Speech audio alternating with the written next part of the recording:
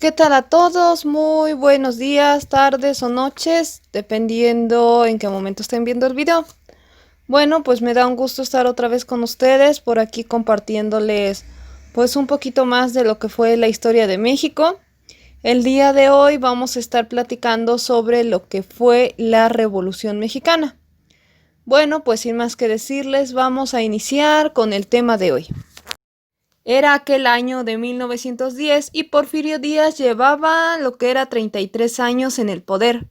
Bajo el mandato de Díaz, México había ganado su lugar como un país moderno.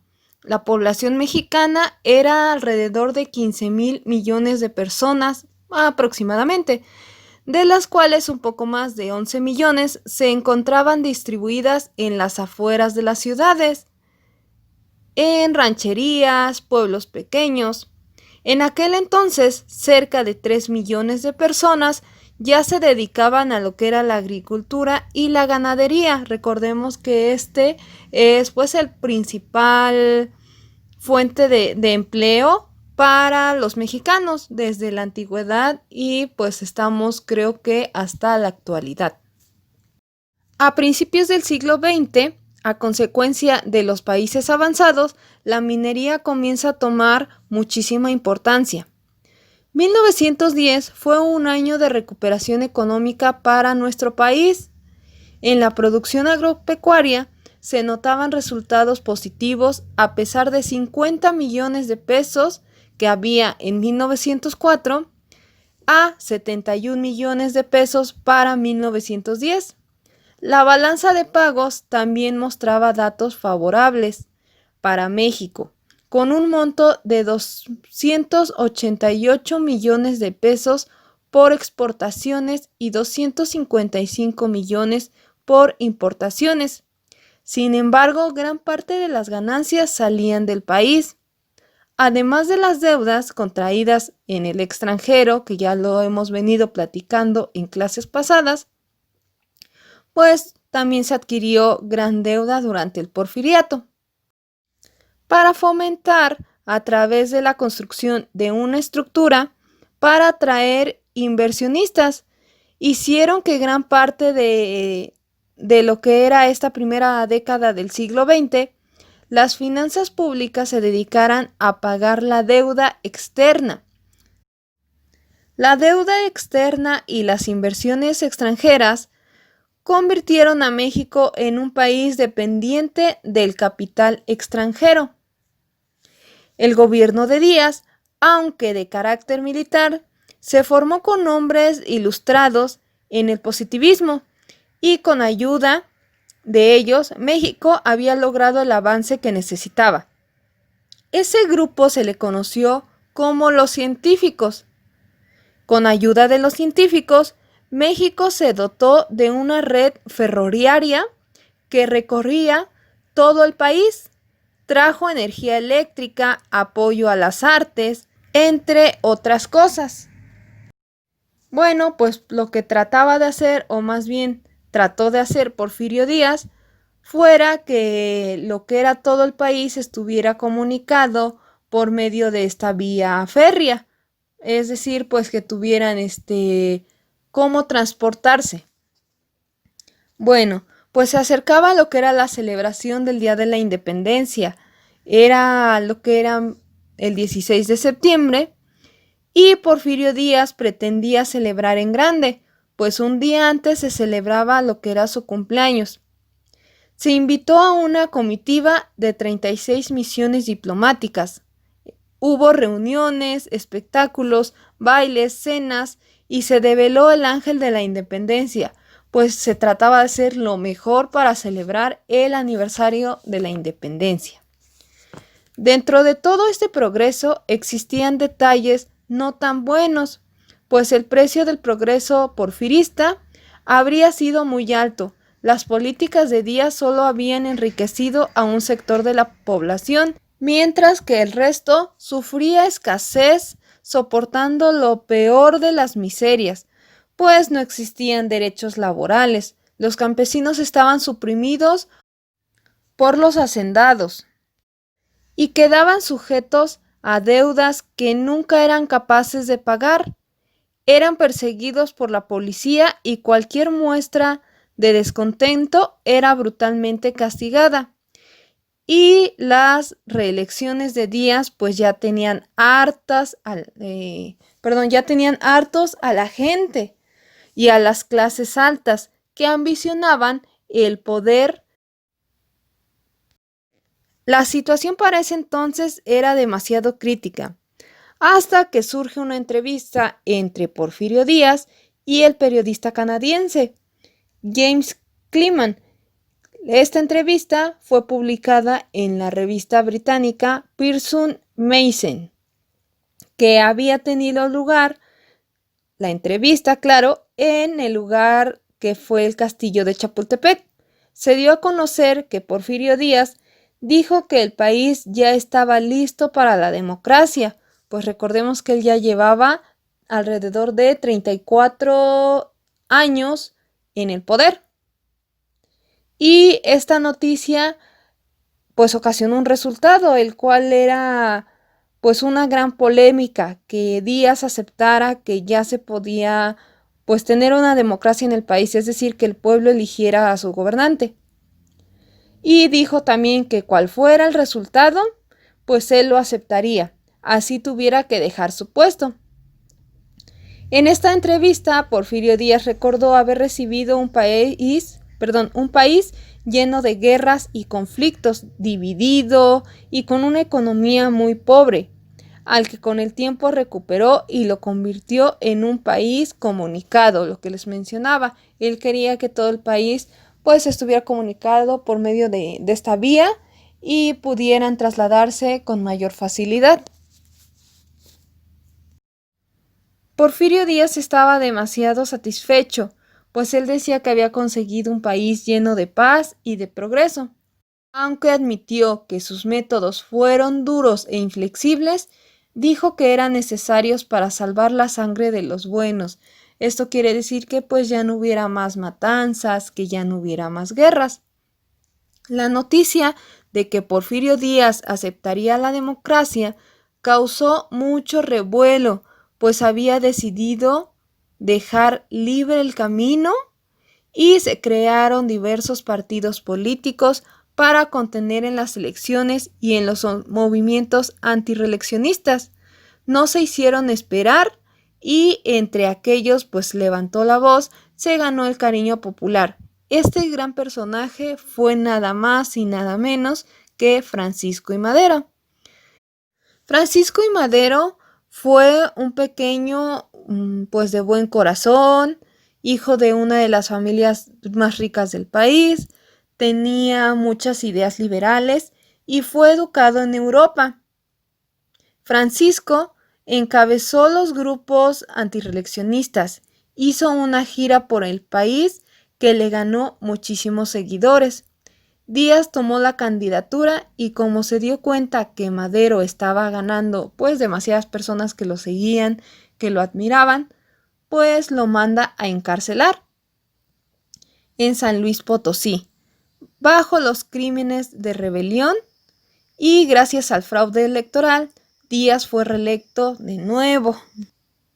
Madero pues logra escapar de lo que es la prisión y en Texas redacta un plan, el de San Luis Potosí, donde llamaba a levantarse en armas y poder tirar al régimen porfiriano. Este plan pedía la destitución de Díaz, el establecimiento de un sistema político de conciencia social y de participación ciudadana, y convocaba a levantar en armas el 20 de noviembre de 1910.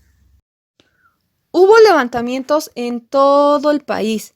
Madero se puso a cargo de las tropas junto a los ejércitos magonistas, los de Pascual Orozco y los hombres de Villa. Díaz pues llama a lo que es una negociación contra la voluntad de Madero y sus generales pues toman lo que es la ciudad.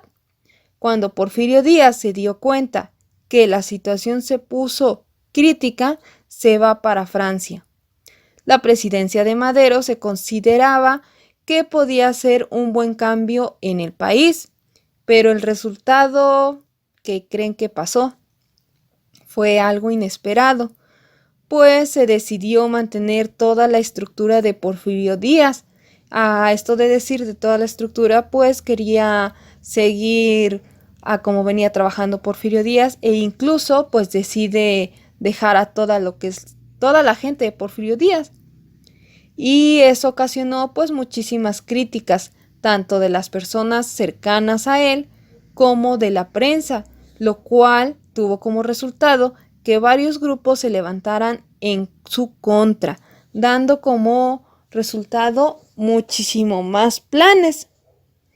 Mientras tanto, en Morelos se levantó uno de los personajes más reconocidos dentro de la Revolución Mexicana. Sí, el famosísimo Emiliano Zapata. Para 1911 se redacta lo que es el Plan de Ayala, que fue una proclamación política promulgada y firmada por el jefe revolucionario Emiliano Zapata dentro de la Revolución Mexicana el 28 de noviembre del año de 1911. En el mismo se desconoció al presidente Francisco I. Madero, a quien se le acusaba de traicionar a lo que eran pues las causas campesinas. El plan sostiene que los campesinos deben presentar sus títulos de propiedad, los cuales en su mayoría eran de tiempo comunal y se originaban en el virreinato. Estos títulos habían sido declarados sin valor bajo las condiciones de la ley del Lerdo, que forman parte de las leyes de reforma. Y si todo esto no fuera suficiente, en el centro de la ciudad estalló una revuelta organizada por Félix Díaz, quien fuera sobrino pues de don Porfirio Díaz, y el general Bernardo Reyes, en lo que se conoce como la Decena Trágica. La rebelión intentó tomar Palacio Nacional. Bernardo Reyes murió en esa batalla y Félix Díaz quedó atrincherado en la Ciudela. El combate llegó a un punto muerto, entonces Madero bajó a la ciudad para reorganizar la defensa. La Plaza de Bellas Artes era un punto estratégico de defensa. Madero eligió al militar que protegería la capital del país. Es así como pues entra en historia lo que es Huerta, pues es al que escoge lo que es Madero. Bueno, pues Huerta se pone en contacto con Félix Díaz y apoyados por el embajador estadounidense Henry Lane Wilson, firmaron el Pacto de la Embajada. En este pacto se acordó que Huerta tomaría el poder y al acto seguido pues fue a arrestar al presidente Madero y al vicepresidente Pino Suárez. Lo siguiente pues fue nombrar a Pedro Lascurain, como presidente interino y se puso en el poder y duró, ¿ustedes cuánto tiempo creen? Pues duró lo que fue alrededor de 45 minutos, pero este tiempo fue suficiente para que nombraran a Huerta como vicepresidente. Y pues lo que fue Lascurain renuncia y convierte a Huerta en el nuevo gobernante, según ellos de forma legal. Y pues esto realmente solamente lo hicieron en apariencia, pues lo que había hecho no era tan legal que digamos, ¿cierto? Huerta, ya estando en el poder, manda a detener a Madero, pero en el trayecto para que se lo llevaran a la cárcel surgió un atentado. Este atentado pues es simulado, o sea, lo planearon así para que en pues emboscaran, se supone que al presidente, pero pues le terminaron disparando a lo que fue Madero y así murió. La noticia de esta traición de Huerta recorrió pues todo el país. Los antiguos porfirianos les agradaba el nuevo régimen, pero en el norte el gobernador de Coahuila, Venustiano Carranza, fue el primero en no aceptar a Huerta como presidente y le declaró la guerra. Venustiano Carranza fue un político militar y empresario mexicano y dicen las malas lenguas que era autoritario, necio, pero muy astuto, y redactó, sí, en efecto, otro plan, el de Guadalupe, el 26 de marzo de 1913. En este, pues se hacía un llamado para combatir a Huerta y recibió mucho apoyo, aunque en su plan no respondía directamente a las demandas sociales que exigía el pueblo. Al mismo tiempo, en lo que fue Chihuahua, otro hombre se levantaba en armas, otro personaje también muy emblemático, que era el general Pancho Villa. Pancho Villa fue uno de los personajes más importantes de la revolución, pero en ese entonces se le acusaba de ser inculto y salvaje. De cierta manera, pues sí lo era, pero aún así era una persona muy noble. Villa se ganó el apoyo de las fuerzas populares. Por eso un gran hombre, excelente soldado y valiente, se convirtió en un mito viviente. Uno de los hombres que se enfrentó a Huerta fue el senador Belicario Domínguez, quien fue un médico y político de ideología liberal. Los hombres de Huerta detuvieron a Belicario y lo arrastraron hasta el cementerio, donde fue brutalmente torturado, a tal grado de que, pues cuando ya había fallecido, ya era cadáver, le llegaron a cortar la lengua, según ellos, pues para que ya no hablara tan mal de Huerta, pero pues ni modo que se convirtiera en, ¿qué? Un fantasma, un zombie que iba a hablar, pero bueno. Ya ven que este tipo de sucesos de la historia, la verdad, fueron demasiado sangrientos. Bueno, tras este suceso, Huerta disolvió al Congreso y el pueblo mexicano estaba enojado. El presidente de Estados Unidos, Will Garrison, temía por los intereses de su país en México y como Huerta no le daba seguridades, lo consideró un gran peligro. La revolución estalló en dos frentes. En el norte, la lucha la dirigía Carranza como primer jefe revolucionario, a quien se le unió Villa y su división del norte.